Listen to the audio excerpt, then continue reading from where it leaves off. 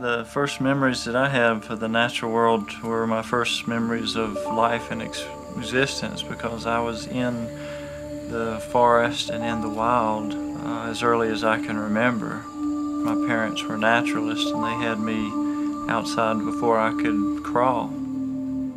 I remember going along creek banks, just looking in every little pocket, nook and cranny, and seeing what I could find. And I remember looking over into a hollow log and seeing a big snake all coiled up right by my face, you know. I remember catching my first Luna moth, and I remember it was in a blackberry field with broom sage and overgrown and little thorns clinging to me and scratching me, but I didn't care because it was so interesting. And so I was going through there, and all of a sudden, something I'd only heard about, the Luna moth, the big green moth with long tails and big eye spots on it.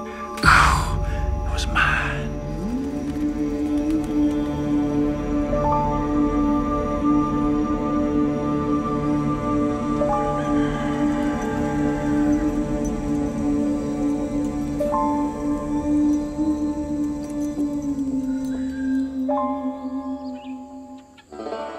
Basically, I've seen, ever since I was a child, I listened to the old timers. Yeah, my family farm got sold, and yeah, we used to see where that mall is. Yeah, we used to have fields down here.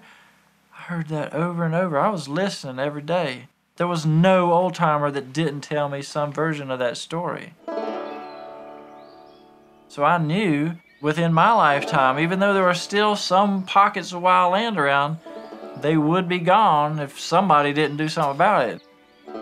So I needed to be one of the people volunteered to throw my life down to make a piece of wild preserve and then actively do something with it. This place wears a lot of hats, but if you tried to distill it down into a very short story, it's to help people to enrich their life, to make their life more sustainable and meaningful, using the natural world as a format. So we often use simple activities like butchering a rooster or tanning a deer skin or rubbing sticks together to make a fire as vehicles for a greater change within the person. Things that are transferable to different cultures and different time periods.